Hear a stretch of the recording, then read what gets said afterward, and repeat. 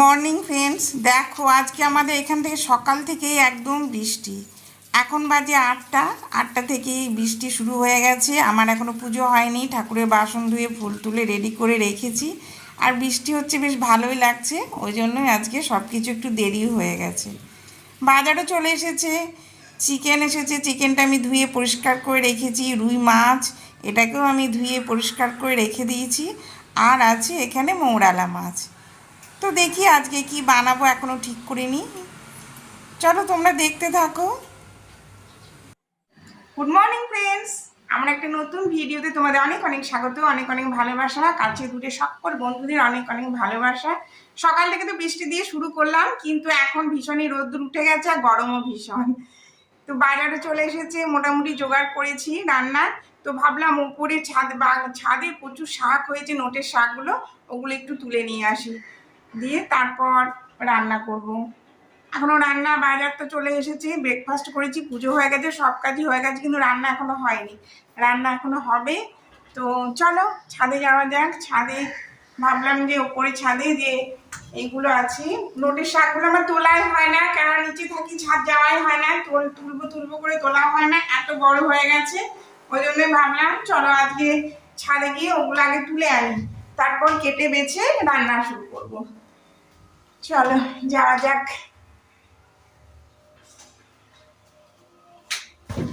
চলো দেখতে থাক। দেখো বন্ধুরা, কি ভীষণ রোদ্দুর উঠে গেছে, একটু বৃষ্টি দিল, তারপর রোদ্দুর ভীষণই গরম পড়ে গেছে। আর এদিকে আমার ফুল গাছগুলো বেশ সুন্দর ফুল ফুটেছে, একটু বৃষ্টির জল পেয়েছে, তার উপর রোদ্দুর পড়েছে, একদম চকচক করছে গাছগুলো, বেশ সুন্দর ফুলও ফুটেছে। কিন্তু এখন আমার ওপরের বাগানে ফুলগুলো আমার তোলা হয় না, যেহেতু আমি নিচে থাকি, ওই জন্যই ওপরে ফুলগুলো ফুটতেই থাকে, দেখতে বেশ সুন্দর লাগে। একটা থোপা টগরও ফুটেছে, বেশ ভালো লাগছে দেখতে। তারপর দেখো চলে এসেছি একদম ওপরে ছাদে। দেখো কি সুন্দর নোটের শাকগুলো হয়েছে, বৃষ্টির জল পেয়েছে, তারপর রোদ্দুর একদম জল চকচক করছে।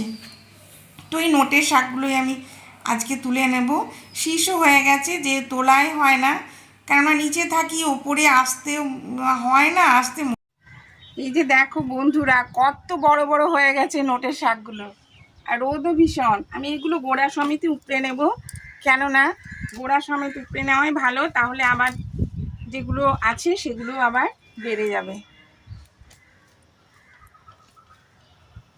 অনেকদিন থেকেই ভাবছি তুলবো, কিন্তু আমার আর তোলা আর হয়ে উঠছে না। তো আজকে দেখলাম, দেখো একটা লাল শাকও হয়েছে এর মধ্যে, ভীষণই রোদ্দুর উঠে গেছে।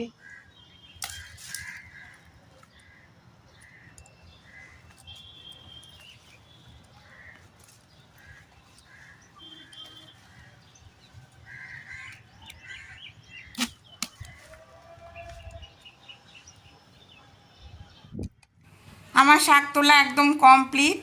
দেখো অনেকগুলোই শাক পেয়েছি, আরও কিছু আছে ওই ক্যারেটগুলোতেও অনেকগুলো আছে, ওগুলো ভাবছি দুটো একটা তুলে নিই, তুলে ফ্রিজে রেখে দিলেও ঠিক আছে। কিন্তু বারবার আমার ছাদে আসা হয় না, বিকালে আসি জল দিতে, তখন কিন্তু শাক তোলার কথা মনেও থাকে না, আর তখন ইচ্ছেও করে না, কেন টাটকা টাটকা শাক তুলে খেতেই বেশি ভালো লাগে, ওই জন্যই।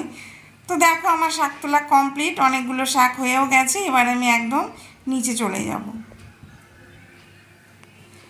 আর দেখো নিচেও চলে এসেছি, কেমন রোদ্দুর উঠেছে, তোমাদেরকে একটু এটাই শেয়ার করলাম। কে বলবে আমাদের সকালে বৃষ্টি হয়ে গেছে এক পলসা।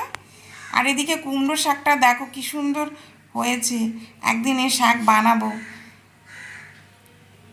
আর ভীষণই রোদ্দুর। তো চলো, রোদ্দুর দেখলে তো হবে না, কাজ তো করতেই হবে, আমার কাজগুলো তো আমাকে সারতেই হবে। তো চলো দেখতে থাকো। দেখো সবজি কাটতে চলে এসেছি, শাকটা কেটেছি, শাকটা কেটে রান্নাঘরের মধ্যে ধুয়ে রেখেছি। আর এখানে পেঁয়াজ, টমেটো, কাঁচা লঙ্কা, শাকের জন্য রসুন, এগুলো টুকটাক একটু কেটে নিই, তারপরে রান্না বসাবো। আগে আমি গুছিয়ে নিই, তারপর রান্না বসাবো, সেটাই ভালো হয়।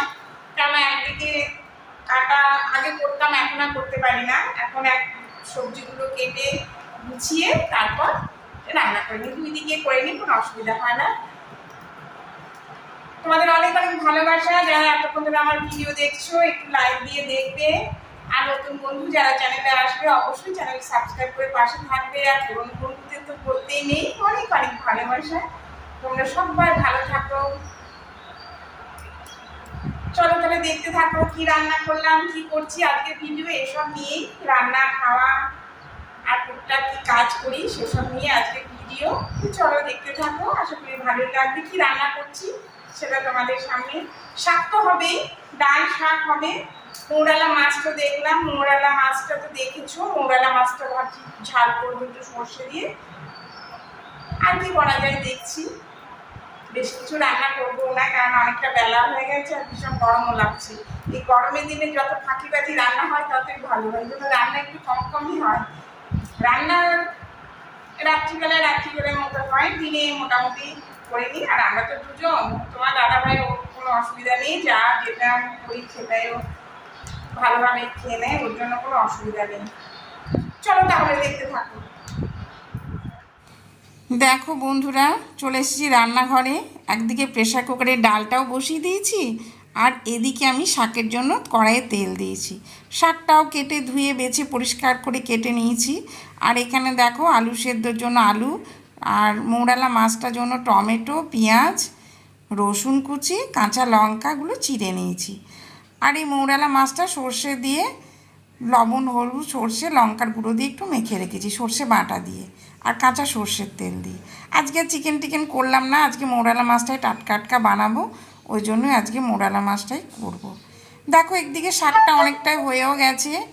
এই শাকটা খেতে খুব ভালো লাগে আর খুব ভীষণই নরম, খুব তাড়াতাড়ি হয়ে যায় রান্না।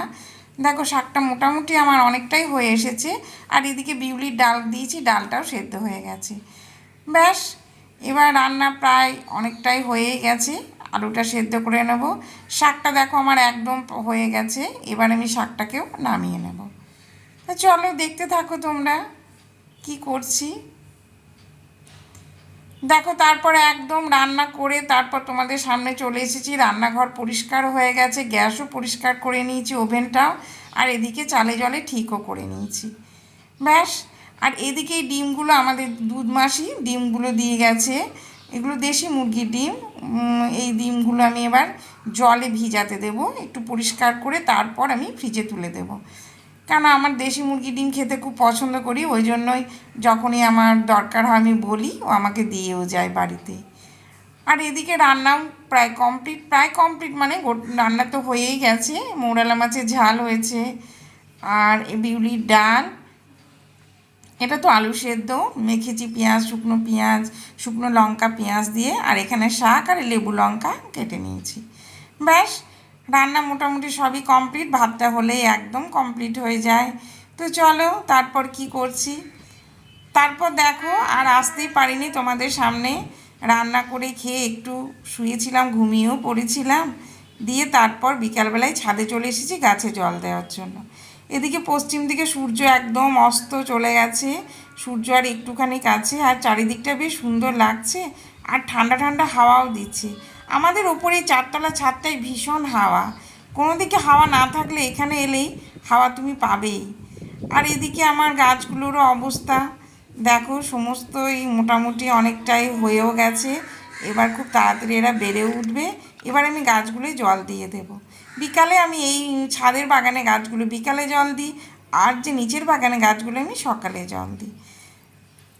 তো গাছগুলোয় জল টল দিয়ে আবার নিচে চলে যাব, তারপর সন্ধে দেব, তোমার দাদাভাই আসবে, চাটা করব, স্নান করব, এই করেই সময় ঠিক সন্ধে হয়ে যাবে। রাত্রি রান্নাও করাও আছে, কাজের তো শেষ নেই, একটা পর একটা চলতেই থাকবে। তাহলে আজকে ভিডিও আর আমি বড় করছি না, আজকের ভিডিও এই পর্যন্তই থাক। তোমাদের অনেক অনেক ভালোবাসা এতক্ষণ ধরে ভিডিও দেখার জন্য। দেখা হবে একটা নতুন ভিডিওর সঙ্গে। টাটা, ভালো থাকো সবাই।